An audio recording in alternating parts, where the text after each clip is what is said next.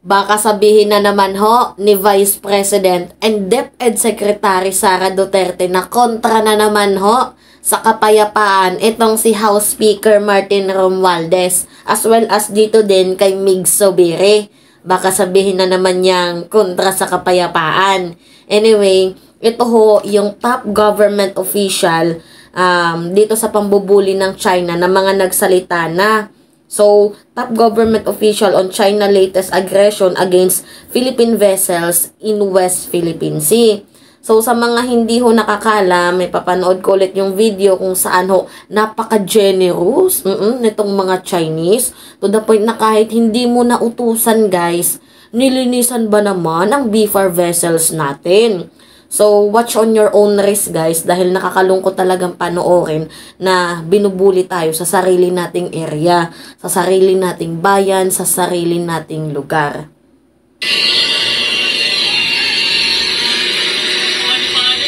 Yan o. Dinadalawahan pa nila guys o. Angas. Diba?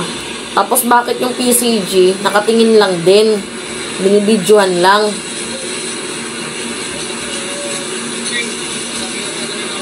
Grabe oh. Nakakalugmok.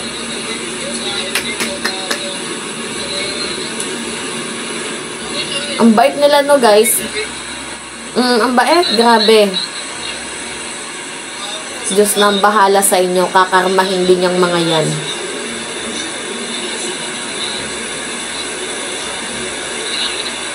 Grabe yung pagwawater cannon, no?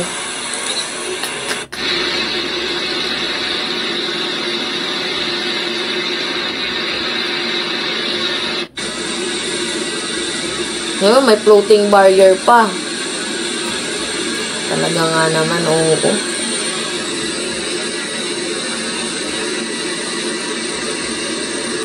Oh, yan. Diba?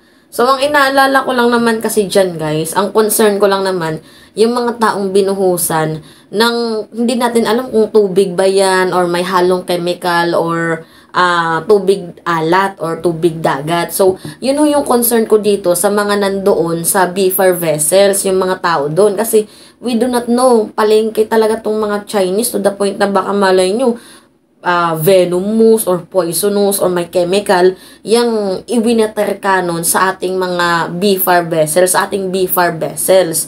So ngayon, ito guys, ulitin ko sa inyo yan yung mga top government official na nagkundi na dito sa aggression na ginagawa ng Chinese vessel dito sa ating BFAR vessels. So sila nagsalita na. Kung kanina nagsalita din si JB Ejercito, diba, sabi ni JB Ejercito, nakakagalit. Yan, nagsalita na. Ang dami pang nagsalita, guys. Si Mig Zubiri, si House Speaker Martin Romualdez, si Frances Tolentino, si Jinggoy Estrada. Yan, mga nagsalita na yan. Pero itong si Vice President, ayan, nakita niya, no? Nasa gitna ng ating VP, tahimik. Pero pag-usapang ICC, ang bilis ng response. Diba? Oras lang. Pag-usapang peace talk at amnestia, grabe kung makialam, ang bilis, ano? Talaga nga namang napapahanga akong speed. Diba? So, imagine, tapos dito sa usaping West Philippine Sea, tahimik. Why naman ganun? VP? Sa akin namang pag-aakala, baka itong si VP Inday ay, you know what guys, nagpa-practice pa na mag-Chinese. Diba? Kasi nauna siya palagi bumabati sa mga Chikwa. Sabi niya, Faixing, Gaoxing, Xishang, Chonghu, Guasha, Gushi, Xi Jinping, Kushu, Jupo, Ferlupin. Baka nagpa-practice pa naman ho itong si BP Inday. Tapos ngayon, baka mamaya marinig namin na magsalita ka na kontra sa kapayapaan itong mga nagsasalita sa pagkondena sa pambubuli sa atin ng China. Imagine, binubuli na tayo harap-harapan. Diba? Anong sabi ni Mig Zubiri? I urge President Ferdinand Bongbong Marcos Jr. to send the current Chinese ambassador home. He has done nothing to address the continued attack of government on our troops and our people.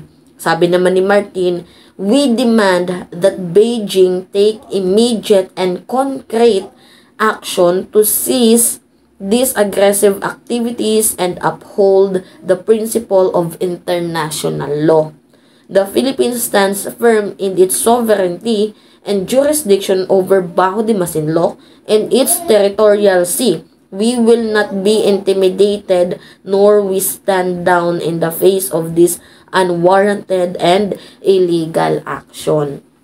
Kung sila nagsalita, ang ating VP, question mark, tahimik, silence. Diba? Baka VP natin yan. Talaga nga namang unacceptable guys and unjustifiable itong ginawa ng mga Chekwa sa bansang Pilipinas. Hindi ko mawari na bakit itong ating Vice Presidente ay hindi nagsasalita sa kabila ng pambubuli sa atin. And then itong kanyang ama, bakit tila baga sinabi noon na gawin na lamang hong probinsya ng China ang Pilipinas. Kaya ngayon ano yung nangyayari? Naging agresibo sila. Salamat ha, dahil sa sinabi mong tubig lang yan, binaboy tayong malala nitong mga Chinese. Kaya guys, sa susunod na eleksyon, kung boboto man ho ulit tayo ng magiging presidente, yung magpapatuloy guys sa naging adhikain ng ating Pangulo sa mga nasimulan niya. Hindi yung pro-China. Kasi kapag pro-China yung iboto natin, yung mga nasimulan ho ng ating Pangulo, babaliwalain ho yan ng magiging susunod na presidente kung sakaling pro-China. Diba? Tapos guys, huwag tayong boboto ng spoiled brat at weak leader. Kagaya nitong ating vice-presidente na super immature. Sinabihan nila si Pangulong BBM noon na weak leader. Ang totoo pala, ang weak leader si BP Inday kasi konting kineme lang dyan sa loob ng Senate or Congress or sa loob ng House, nagsusumbong agad sa kanyang ama, which is very wrong. Diba? Ansisimple lang din ang mga tanong sa kanya, hindi niya masagot, kailangan niya pang magtanong, kailangan niya pang magsumbong, kailangan niya pang magpaawa effect sa kanyang ama. Anyway guys, nakikita nyo naman ho yung pinaka main problem ng ating bayang Sinilangan. Nakikita nyo naman ata guys. Kaya wag ho tayong maging bulag. Hindi yung iboboto nyo yung mga officials na nabubuhay lang sa confidential funds.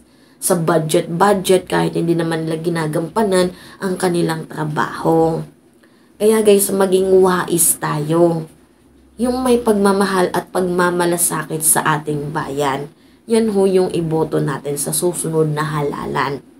Anyway guys, pinakita ko naman sa inyo yung video. Talaga nga namang unacceptable and unjustifiable ang ginawa sa atin nitong mga Chekwa na to. So, tayo dito mag-voice out tayo. Hindi tayo pwedeng manahimik. Kasi kapag manahimik tayo, lalo tayong ibubuli. Tingnan nyo yung Vietnam. Nung time na nag-aaligid itong mga Chinese doon sa Vietnam, ang Vietnam lumaban, pumalag. Diba? Kaya hindi sila doon nakapagtayo ng kung anong itatayo nila kasi pumapalag ang ibang bansa. Indonesia, Japan, pumapalag kahit maliliit na bansa. Dito lang naman ng Pilipinas talaga nga namang napuruhan. Kasi nga yung dating presidente, wala. Himudpuet sa politiko ng mga Chinese. Diba? Anyway guys, yun lamang ho at it's me again, si Mima Alicia Nyot, nagbabalik ulit para sa ating panibagong video.